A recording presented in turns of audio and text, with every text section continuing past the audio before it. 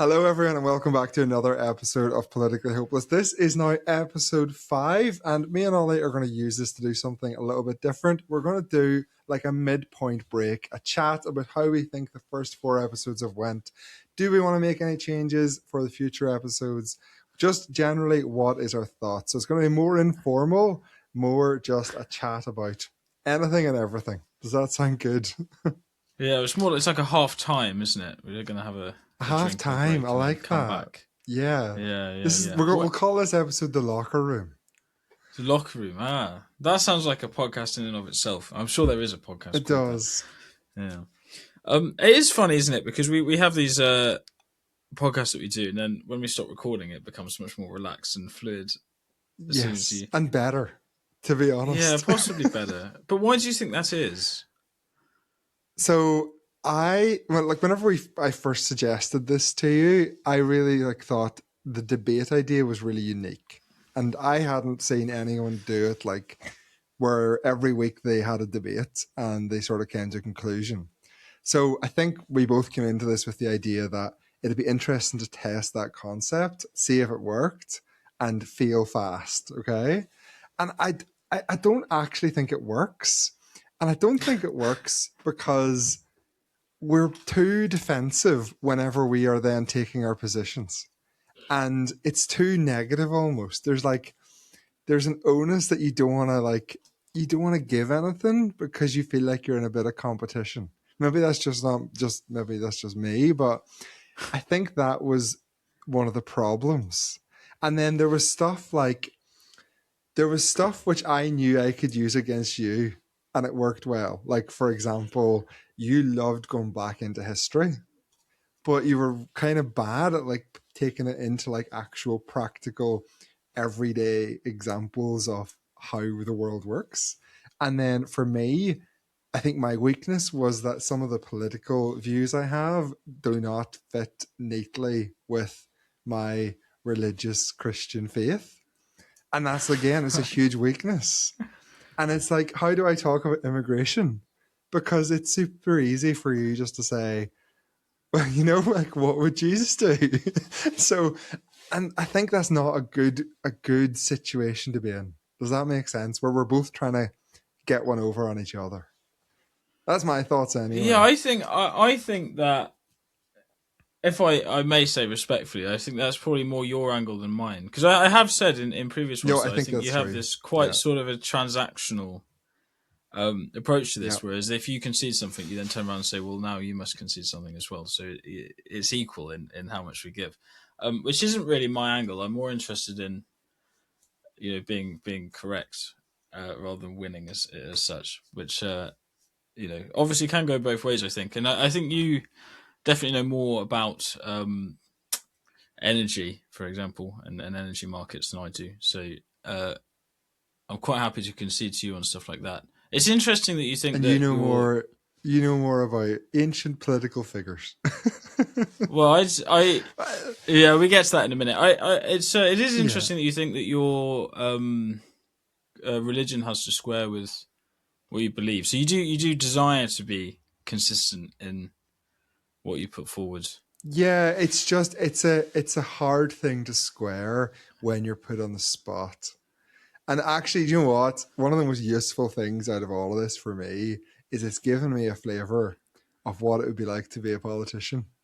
And I've always hated the way politicians give politicians answers, where they don't take the honest, direct line. But now I can kind of understand it, because if I give my honest, direct line, it's really then easy to get me on another point. Does that make sense? That is very much my view of the competitive spirit of all of this, and trying to make my argument clean and neat, but it's just really hard to do. So that's another thing I've learned, I suppose. Yeah, it's hard to square it. It's because some of the political ideas I have, they're very much about kind of selfish. Does that make sense? The UK matters most, and people off the UK matter most, and we shouldn't care about people elsewhere. But that's really hard to square with, it's hard, and that's something I've really it's something I've been thinking about, and there's no solution. Which, you know what I would mean? you say there's no solution? Do you not think that one of those two things could win out, and either the rationality of your political beliefs could trump the Christian nature, or your devotion to the doctrine of the good Lord Yeah, may? but the problem is, like, the Bible never says that you have to not have a country with borders. You know, it's not. It doesn't give you guidance. Yeah, So but I mean, then come on, you're you don't even have to refer to an in-depth knowledge of the scripture here, right? Love thy neighbor. It's just the most yeah. basic, So the that's the golden rule, problem. right? That's You see, that's and that, that's exactly the problem. Yeah. yeah. But you seem to have But at the same, seen it, which I think is very good, and acknowledge that there is a conflict here. But then you've sort of just gone, "Oh, and this is an insurmountable problem." Do you not? Are you going to try and resolve that? I don't know how I do. I think my attitude, and this is from like actually thinking about it, is that if you have, for example, the best example is uncontrolled immigration or asylum seekers, right? Whatever you want to choose, right? And if you have like Those are two compassion very different and issues. you, Just to be clear. well, yeah, choose your one. Same idea from where I'm coming at from. Okay, if you if you choose a position which benefits them, in my head, I am now going to say that you're disadvantaging and harming others. So, for example, if your population grows by 1 million a year and the NHS can't cope with that, then there's negative consequences on other people. So it's not a simple thing of one easy choice. It's a choice between two bad choices, where in both circumstances there are consequences.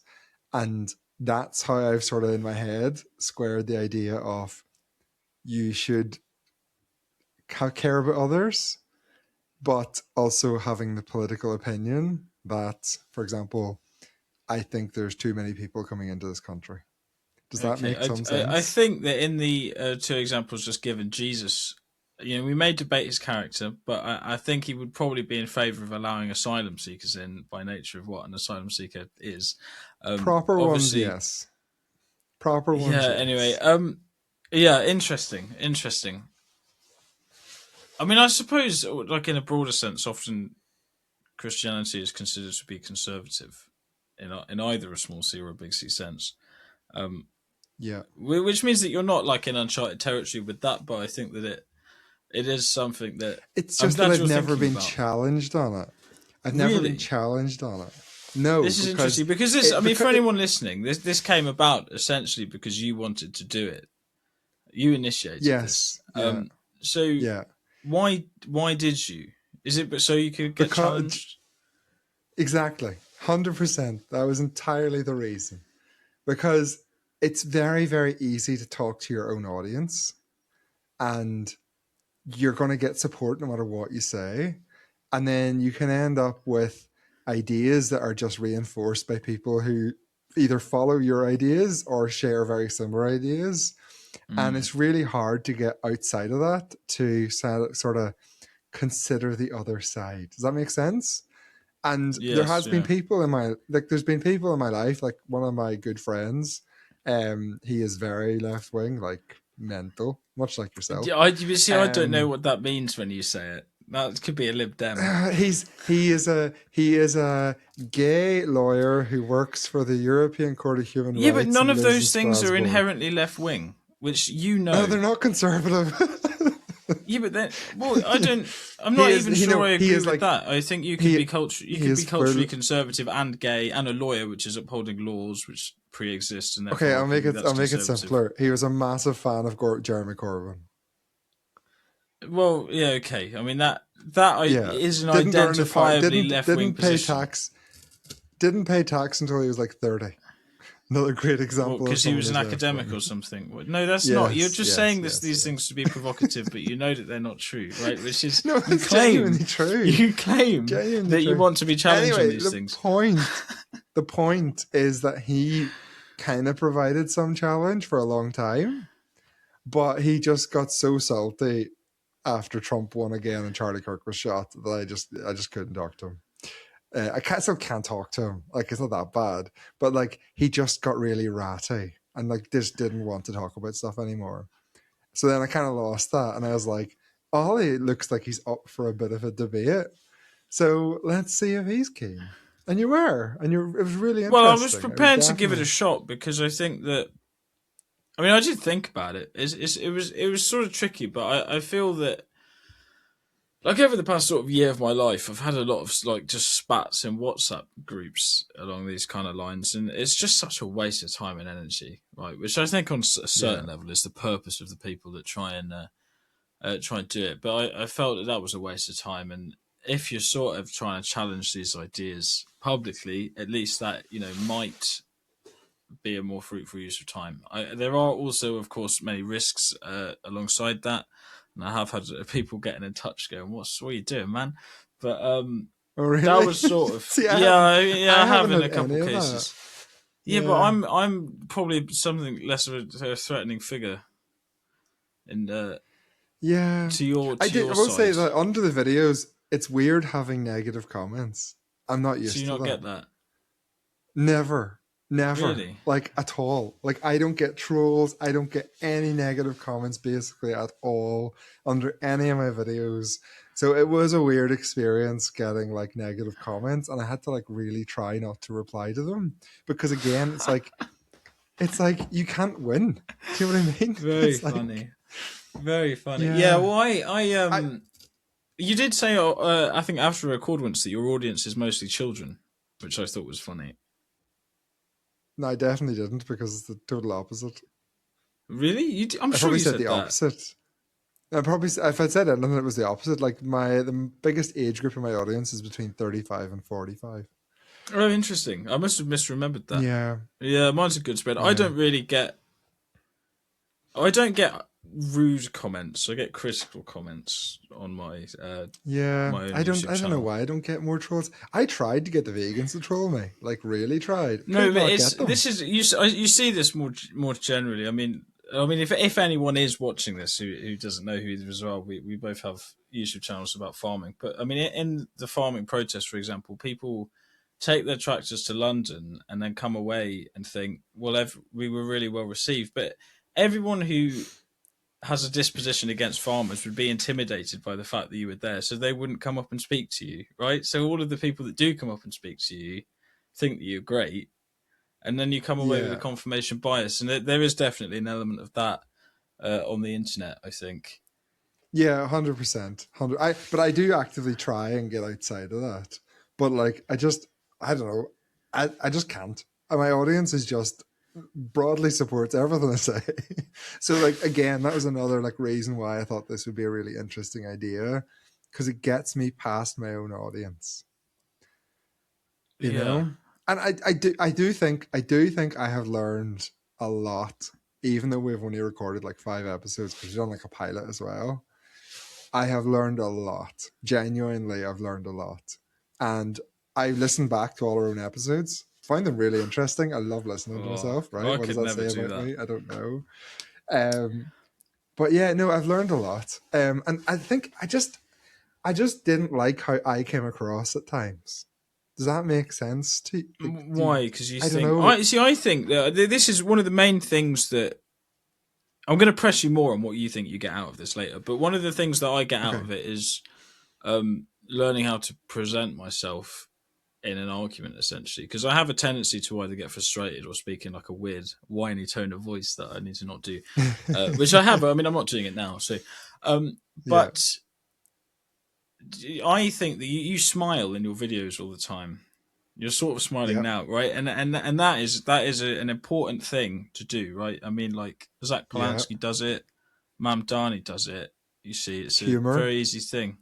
Humor, yeah, but then I just compared you to politicians, and you said earlier that you're learning how to be a politician. Like, Yeah. are you trying to train yourself? Do you have political ambition? Is that Yeah, I done like an interview for a local paper, and I accidentally said that I was seriously considering getting into politics, basically. And then for like a month, everyone came up to me and was like, "Are you actually considering it?" And I was considering it more than I am now. And the reason why I was is because I think there's a political opportunity in Northern Ireland, right? So we have like basically people vote on either Republican or nationalist lines. No one wants to vote for the party they vote for. They just do it to keep the other party out. And that's why I thought it'd be a nice idea maybe to stand as an independent, to try and appeal to the conservative voters who are nationalists, because they don't have an option. They just have like radical left-wing parties who totally go against all of their beliefs. And then if I got elected as an independent, use the 4 years and the 400 grand to then work on setting up a new political party. Now, I don't think I'm going to do it anymore because everyone I've chatted to told me, don't be stupid. That's a terrible thing to do. But I'm still like, there's a little niggle there because I'm just so fed up with the way things going. Like, I'm so fed up with this country, and someone has to do something. I just don't want it to be me. I want someone else to do it, and I'll vote for them and support them. Are you sure But you don't want it just, to be you? Because I think yes, 100%, genuinely do. Genuinely, hand on heart, the worst thing that could happen if I ran for election was I get elected. The best thing that could happen is that I come close, I take votes off Sinn Féin, and I make Sinn Féin actually pay attention to their voters and drop all of the woke BS that they're peddling. That would genuinely be best case. Because the worst thing that could happen is I get elected. Because I don't want to be an MLA. Yeah, interesting. You ever thought about getting into politics? Oh, it's probably at the minute I don't want to, and you're I say an Oxford history as if it's something There's I've considered. Well, no, but there are lots of options for me because history is about analytical skills and stuff, which is transferable. I don't know. People ask me, and sometimes presume that I will. But my life thus far has been a reaction against that life path. Yeah, I will also say that you would be part of the problem, right? No, I don't think I would. I think actually, I think that. Well, one of the things that I've learned, because I mean, in the first video we did, I found you quite sort of difficult to manage, in that you were sort of flitting all over the place, and it was quite sort of. I don't know if intimidating is the right word because that's giving you a high ground, but like, you were a sort of scarier adversary. I'd done it more. Yeah, probably. You've probably done it more. Yeah. But one of the things that I have learned, and I'm not saying this in a disparaging way. I think it's true of all people. But I was surprised at like how little you knew about like how the judicial system works, for example, right? And that's fine. I don't say that in a disparaging way because I think that all people have an expertise and should sort of broadly stay within it, right? And then this is a weakness too of me and this idea that we're doing. And that I know a lot about essentially agrarian political history, and outside of that, I don't even know what that word means. Just like the politics of farming historically, like that's sort of my area. Yeah, and you know a lot about practical dairy farming, which I imagine you're very good at, and energy markets and stuff, right? You know a lot about that. I know a lot about the real world. That's what I would say. No. You know a lot about the world that you exist in, but I think one of the weaknesses of it is that when we discussed the judiciary, it wasn't really a debate between two positions. It was me explaining how the judiciary works, and at the end of it, you sort of went, "Oh, fair enough, that makes sense." But it wasn't really a debate. You sort of had this idea that judges bring opposition to politics, which isn't how it actually happens. And if you don't have a system whereby citizens can challenge legislation in court, the laws can contradict each other, so it doesn't work. You see, so I mean, it was a constructive conversation. Don't get me wrong, and I'm sure we both learned things from it. But it's not really like a left-right debate, and I think characterizing it as a debate between left and right in that instance sort of does a disservice to what's actually being discussed. But it kind of did, because I got all of my opinions on that entire topic from listening to other people on the right, in my little bubble. So when going into that, I felt like I had a good understanding as to what was happening. But it turns out I didn't have a good understanding, because all of the information I got was from political talking points from people on my side of the argument. So whenever you explained it to me, it's one of the best things about me, if I do say so myself, is that I am happy to move my position and to recognize when I don't understand something and then come to a new position. Like, I'm not an ideologue at all. And I've had many people, including you, say to me that my positions and things are all over the place. And I'm sitting there like, that just means I'm not ideologically attached to a position. Like, if you present to me, like, this is the problem with people on the left. This is 100% true, right? You will never convince me it's not true. Is that they are ideologues. They have like a basket of ideals and they have to stick within that. And I'll give you a really good proof of this, okay? If you go outside of that basket of ideals on the left, you're excommunicated. You can't be someone who's like in the Green Party, like, and has views on abortion which are more like mine, because you will be slated for that.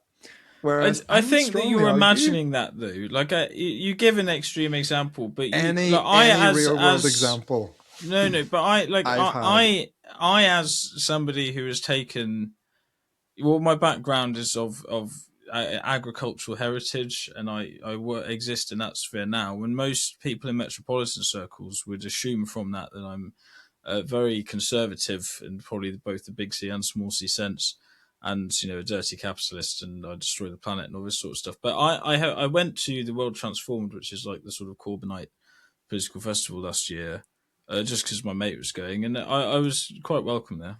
These people, tolerance. I mean, this is the thing. I think you're imagining that. I think you've built an imagined enemy, right? Because these people do champion tolerance.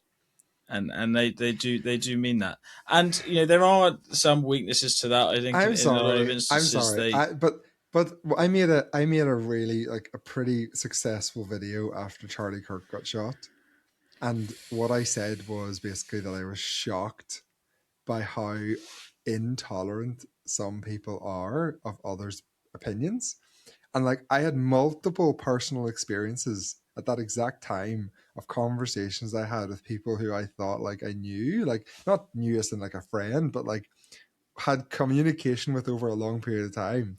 And then they just like flipped and they were just totally unwilling to, like, if I said to one person that I was I like Charlie Kirk and I was really upset he's dead, and he genuinely called me a Nazi and like went off in one on me.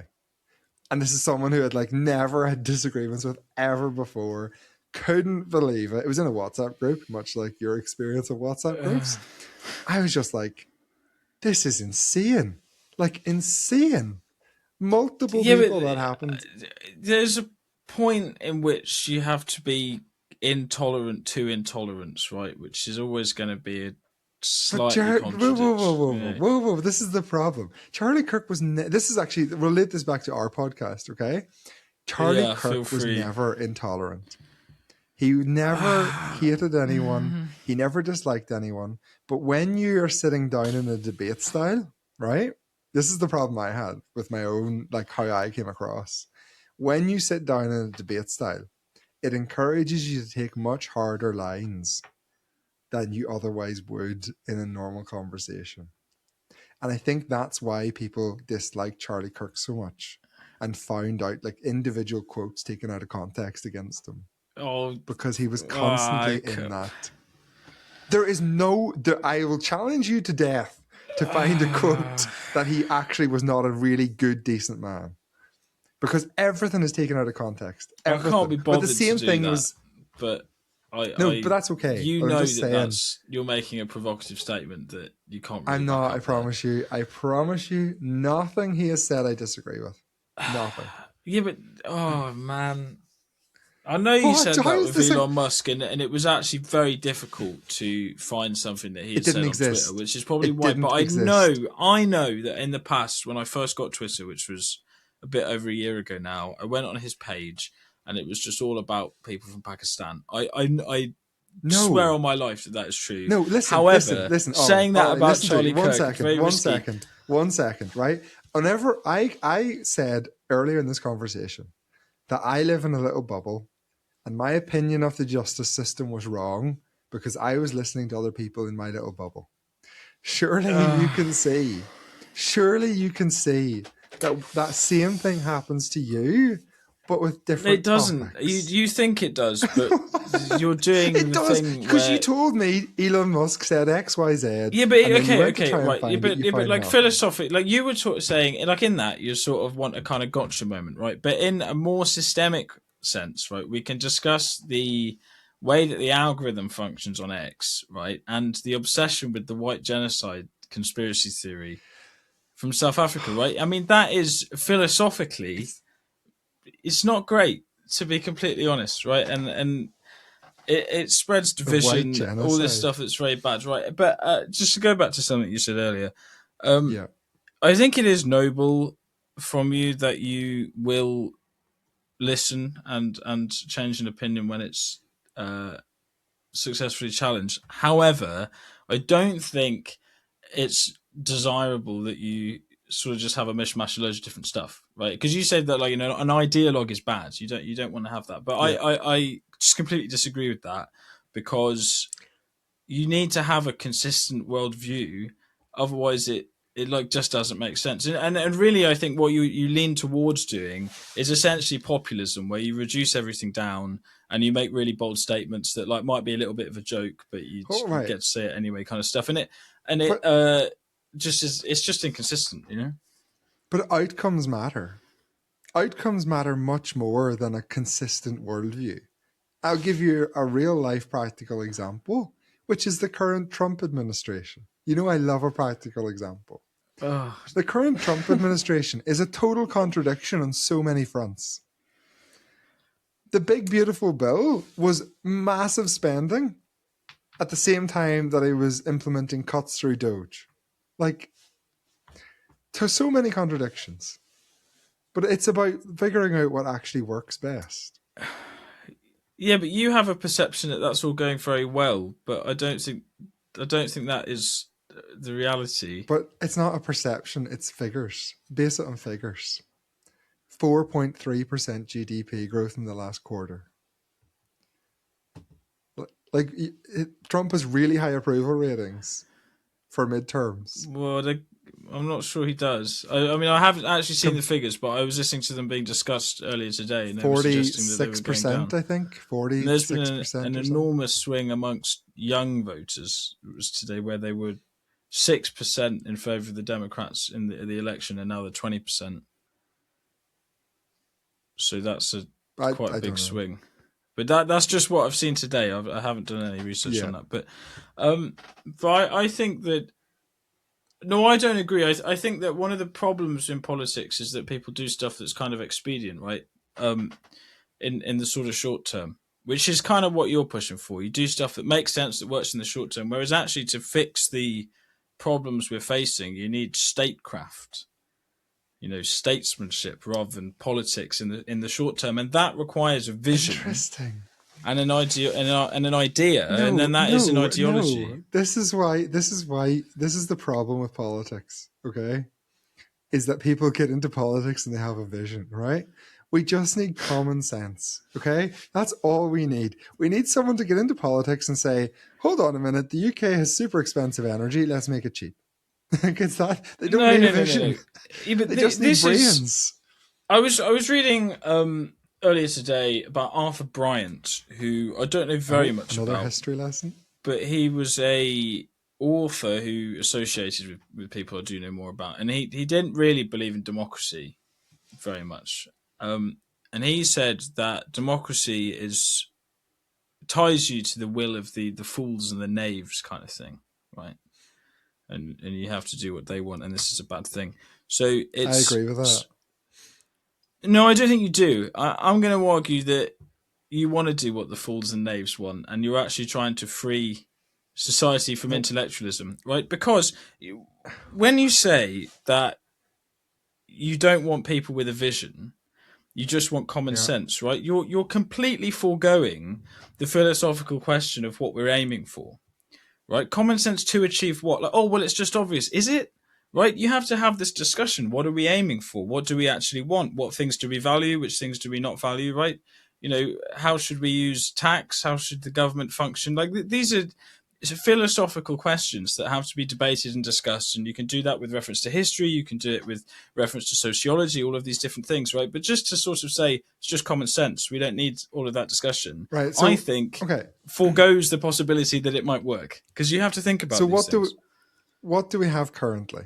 Because I would argue we do not have common sense in our politics currently, and that is what the appetite from the electorate is. That's why reform is leading in the polls. Is that a fair statement? I think we have Labour putting a inheritance tax on farms is not common sense. No, it was no. You misunderstand. We have extreme short-termism on one level, right, where they do things that they think will be popular, not very competently, it must be said. I mean, there's lots of problems with the political class we have at the moment, but the inheritance tax on farms is part of a broader neoliberal food policy. The reason they've done that is because they want to return to a model similar to the 1930s, where we rely on cheap imports, right? So Yeah, but you see, allow that's an ideology. no, yeah, okay, but just 1 second. Right. You allow Okay. the cheap imports coming in, right? So then you don't have to support British farmers, so you save the taxpayer subsidies. So it's cheaper for the consumer, save the taxpayer subsidies, and then you can do something else with the land and get growth, right? You could put solar Yeah. panels on it, you could do biodiversity net gain, housing, whatever, right? Farmers are often quite reluctant to do that because they believe in the sort of social utility of food and will be poor for quite a long time before they go out of business. So get rid of them quicker by taxing them off the land. So the inheritance tax Yeah. is a symptom of a broader Yeah, but food policy. that's a long-term strategy. It is That's a an long-term strategy, ideology. but it's also common sense if you're an economist. No.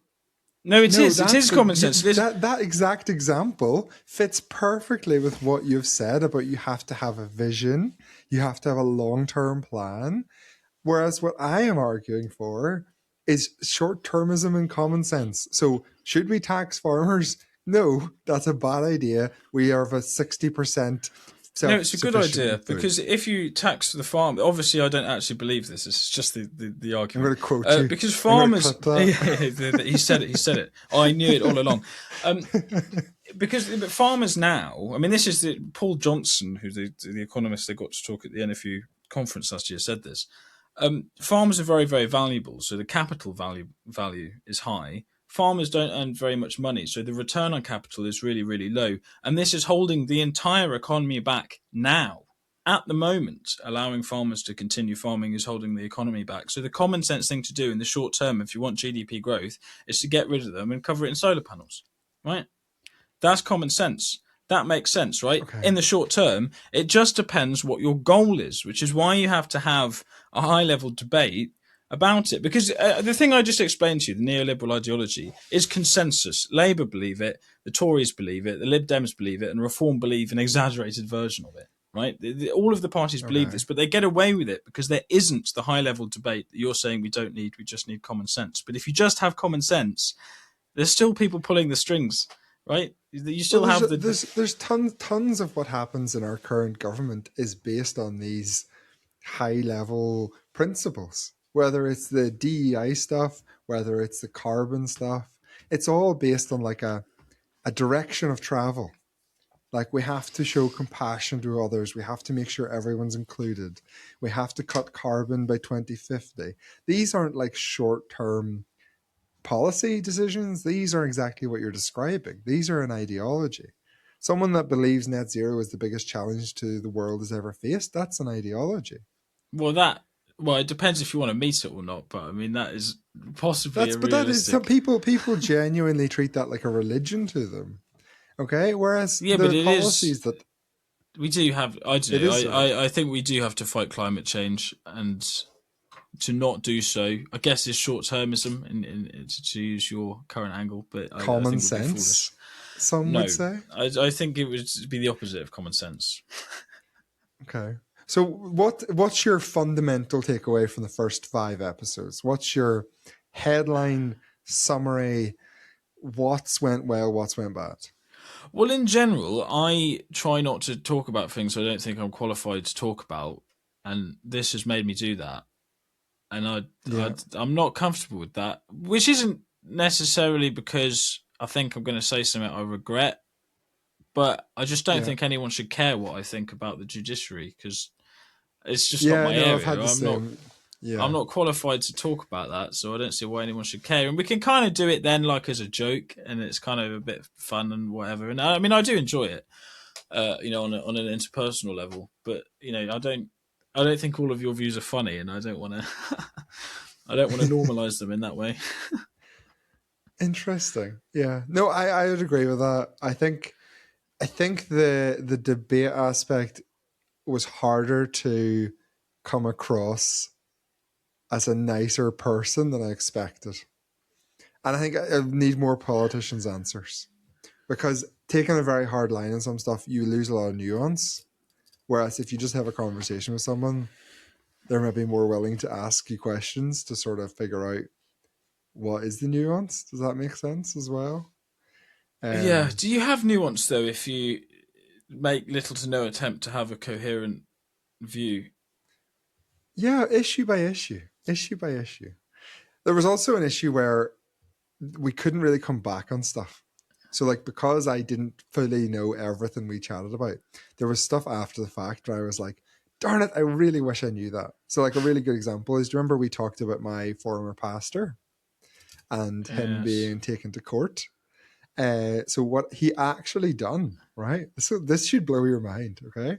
What he actually done, and he was actually arrested for, was that he was outside a major hospital in Northern Ireland, and he was on the other side of a dual carriageway outside the hospital, and he held a Sunday service, and at no point did he mention abortion or anything to do with abortion. It was just a Sunday service held on the other side of a dual carriageway from a hospital. But that was mental. Explicitly against the rules, I take it.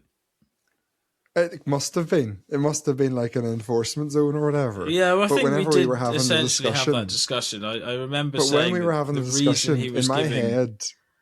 Yeah, but in my head, it was like someone was walking past him and he was preaching about abortion. That's what I thought. And then whenever I found out it was nothing like that at all, I thought that was pretty surprising. I don't know. I think we did adequately discuss that, because I mean the reason he was doing that on that piece of payment specifically is so that he was breaking a rule and could then cry foul afterwards.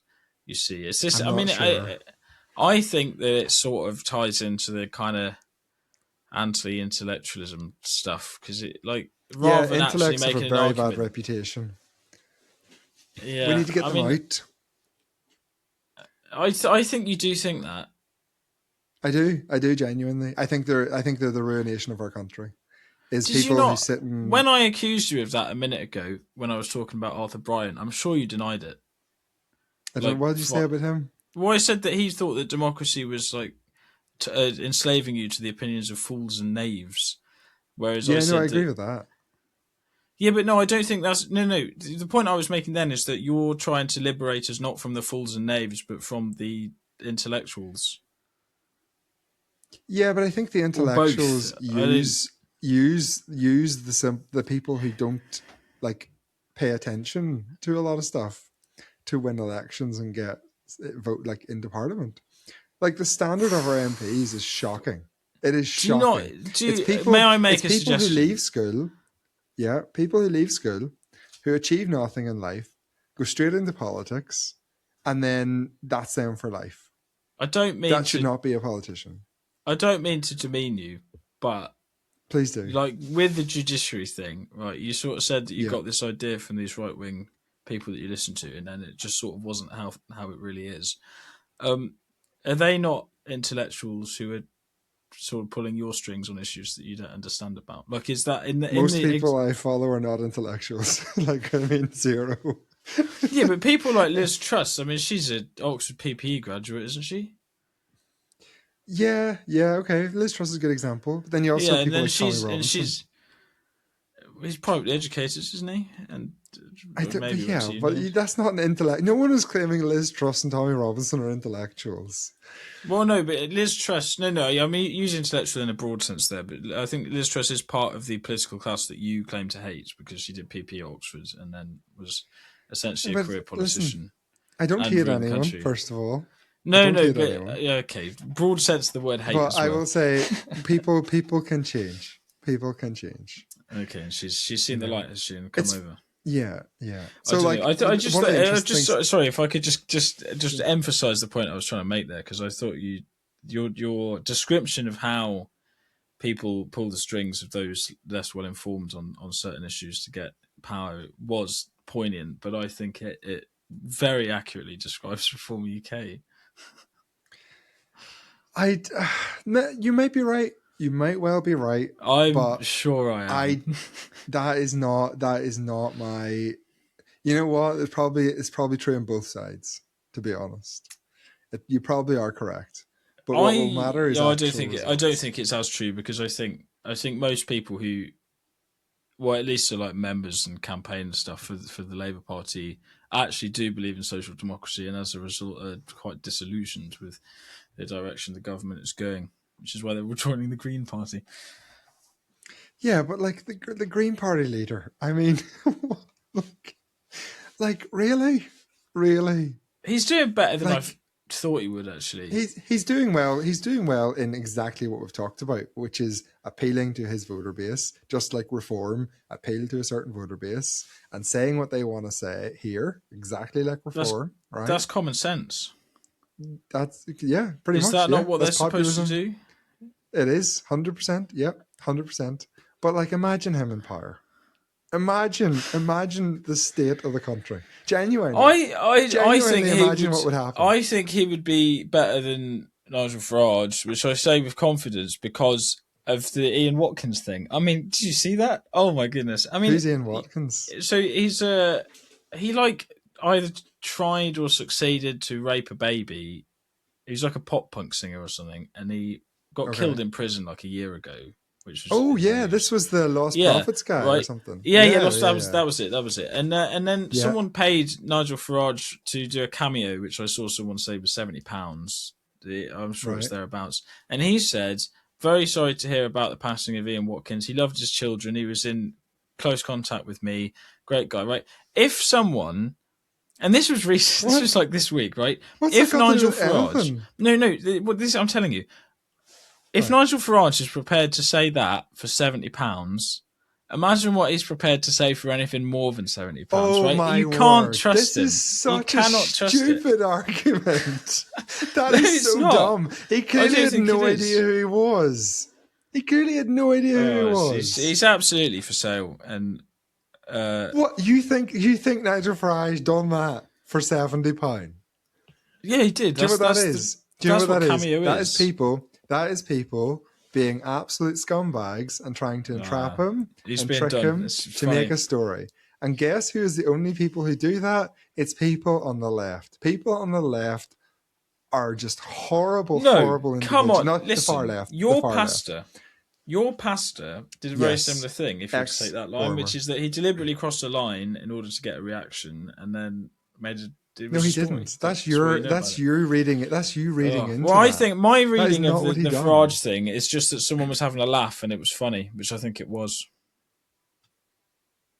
Okay. I think you can. I think also like it does tell you things about him. If you read it's funny to get him to read out a cameo for someone who done that to a child. Yeah, but he consents. Nigel Farage consents to that humiliation on some level because he offers it as a service.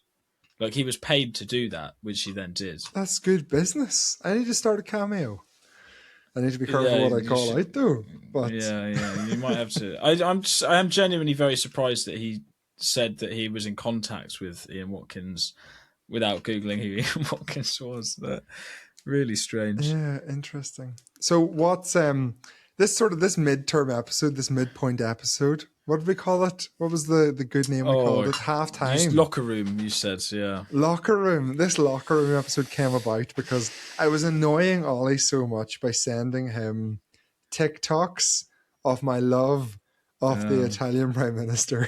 I think I got him on a bad evening and I just wasn't having it anymore. No, it wasn't a bad evening. It was because the last episode we did, you didn't learn how to pronounce either Majuro or Shamima Begum.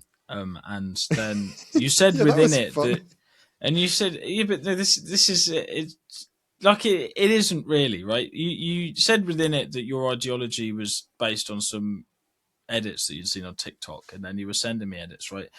Which is fine, but I don't think it makes for interesting debate if you're sort of trying to take the piss out of subjects by just misnaming them. which has no No, intellectual it's backing not. at all. It's to make difficult topics more lighthearted. It's what I do in all of my videos. If I'm talking about something difficult, I add in humor to make it so that I don't seem like a terrible person. But that's really Yeah, but hard to that's do in the almost debate like format. that's like conceding that your position made you a terrible person. So you're sort of, rather than actually just No, fronting that and dealing with the it's in the criticism, opinion. It's a defense mechanism against people who just want to like rip you to pieces. That's what it is. yeah. You see, If but you had just had your own audience, in my discussion of Shamima Begum and Majuro, I didn't have that concern. Like I wasn't worried that people might perceive that I was a no, horrible because you person. got there's certain topics where I got the easy ride, like for example, free speech. Okay. Because blatantly obvious, the UK is like the worst in the world. But then there's other topics where you got the easy ride and I had the hard position. And that's what that was. Like it's blatantly, that's clearly what that was. And that's another real challenging thing of doing like a debate where someone else is also choosing what you talk about. Because whenever I'm making a video, I can choose what I want to talk about. I'm never choosing the topic of Shamima Bagel. Well, I know to do you a did though. video We about. both had that idea. That's how I suggested it, and you said that's what I was thinking. So it's Was not that that you not didn't consent to about? it. Oh no, yeah, fair enough. No, but it was because we wanted to do the two current news Yeah, things. yeah, But but it was never going to be easy for me. Them two topics. yeah, but it's this. It's a very common sort of. I don't want to do it the justice of calling it a style of argument, but it's like a tactic that I've seen over many years, where if people don't have a coherent view on something, they will present it as a joke. I mean, Lord Glasman does this, who's a thought leader on your side of the divide. He No says, idea who he is. he says, yeah, this is it. You should. This is your problem. Who?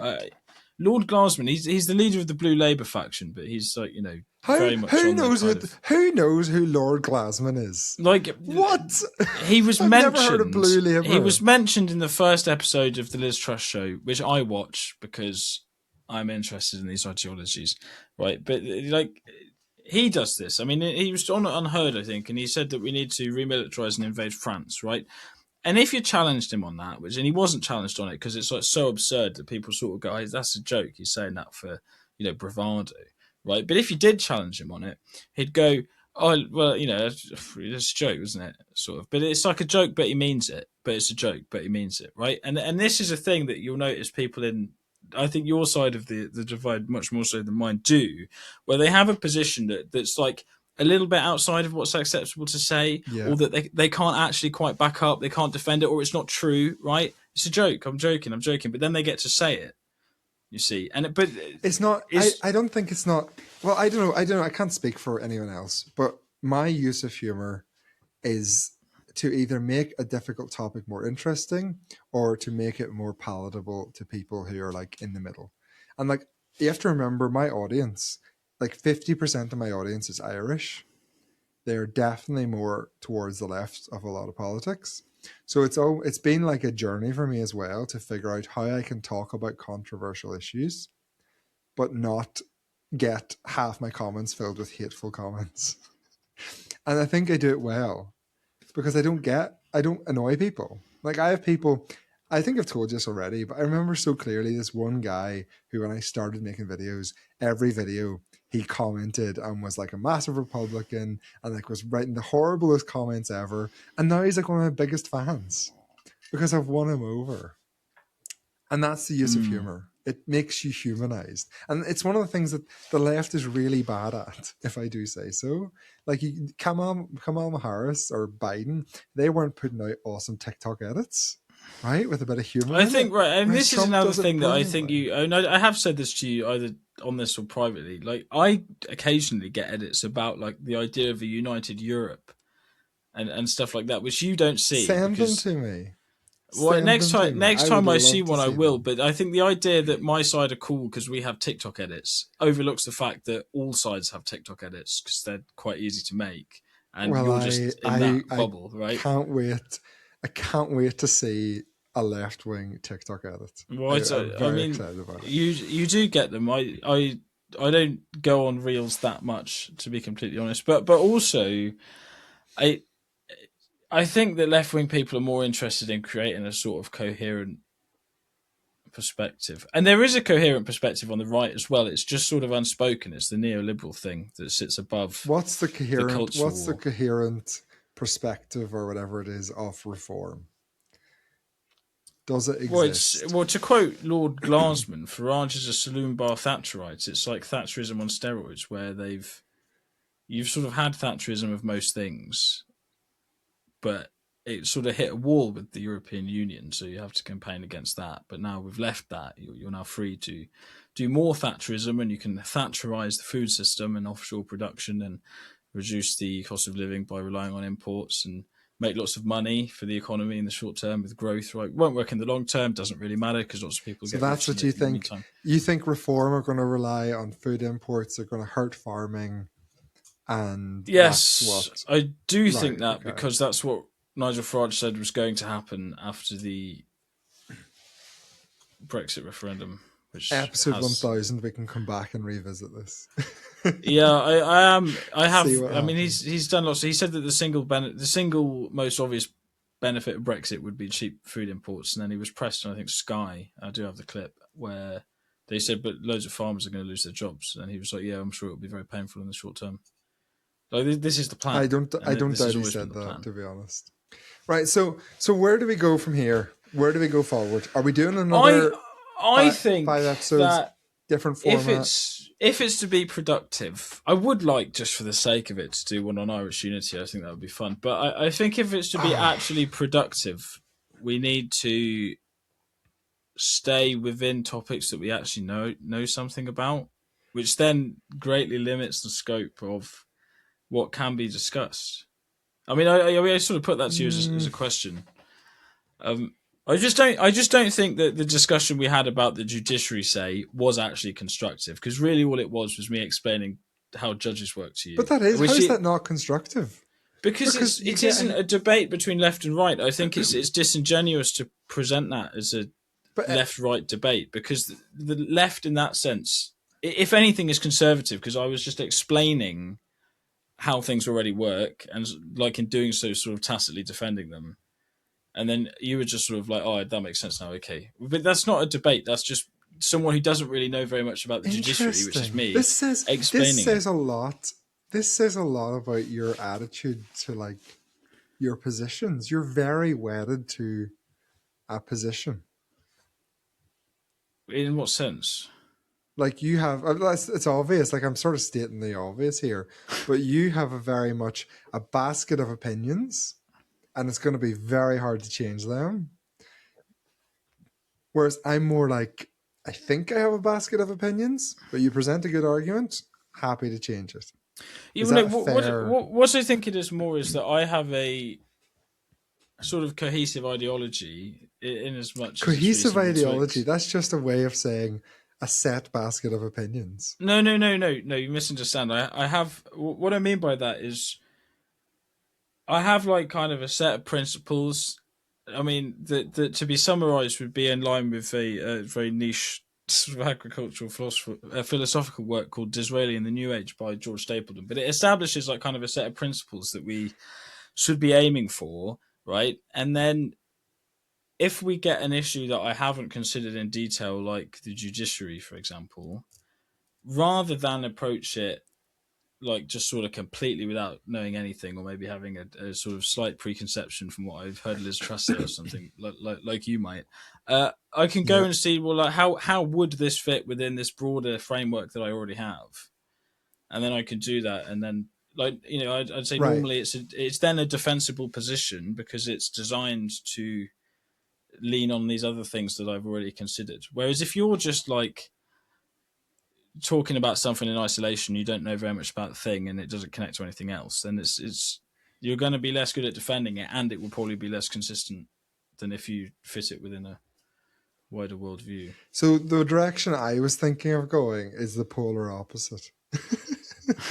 which is which is less like a debate, not a debate style, right? So we don't have a position on anything, we don't have a conclusion, and we just talk about news stories from the week. and we just bring news stories to each other to sort of chat through them. So there's no preparation, there's no research, there's no depth of knowledge. It's just a gut feeling, interesting points around it. Just have a chat about what's going on in the world.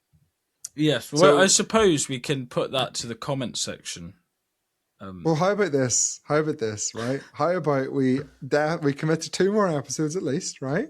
We said we were going to get to 10, but we'll say 2 more. Yes. We do one where we go into detail and you choose a topic we both know about, or we agree a topic together, and we follow your guidance. And then we do an episode where it's more current affairs news. You can bring whatever you want, kind of like show and tell at school. Yeah, I do miss show and tell. It's a great shame that you don't get that in adulthood.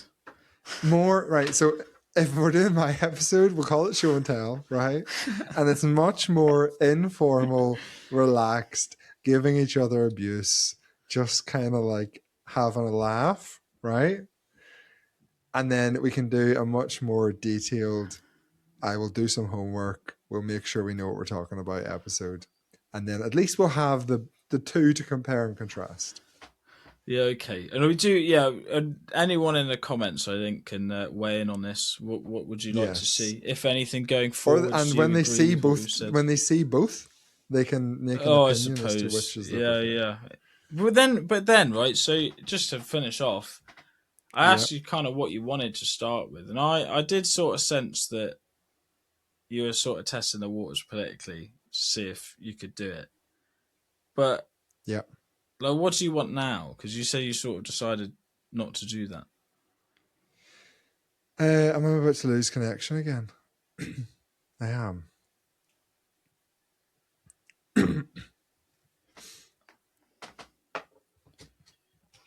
Reconnect. I am still connected. Is this Riverside or is it? Am I back? You're back. Yeah, I'm back. Did you hear what I said? I heard what you said. Yeah. Honestly, I don't know what I want now. I think I have already gained a lot from this experiment. And I think what I want to see now is if we can make this series better for the viewer. So it's like, can we make it more interesting, more entertaining, or more informative? So instead of me focusing on doing this idea because I had an idea of what I wanted to get out of it, maybe for the last couple of episodes, we see if we can make it something that is actually listenable. Yeah, that would be remarkable. Yeah, no, I think it was good. Like, I think it was good. But I just didn't like how I was coming across at times. Right, I haven't managed to listen to any, which I appreciate was risky on my end because you did the edit as well. So I don't know how they turned out, but I was very fair. So no, I trust you. I do trust you. Yeah. So that's okay. Overall, it's been a very good experience so far. I think it was a good idea to do this sort of midpoint recap. I think it's been interesting in itself just to hear how each of us have viewed things. And I'm excited to try 2 new formats and see how they work out. Yeah, we can see. I mean, there's so much stuff going on at the minute. Oh, I just dread to think what you take of the news at the minute, but I guess I can't wait. I can. Oh man, it's going to be great. No, well, anyway, that's going to do us for this week. We're at an hour. Thank you so much once again for listening, watching, however you take this in. Yes, thank you for your comments, everybody. I have had a look at them once or twice. See you in a bizzle. Yeah. Bye. Politically hopeless, no map, no compass. Politically hopeless, we're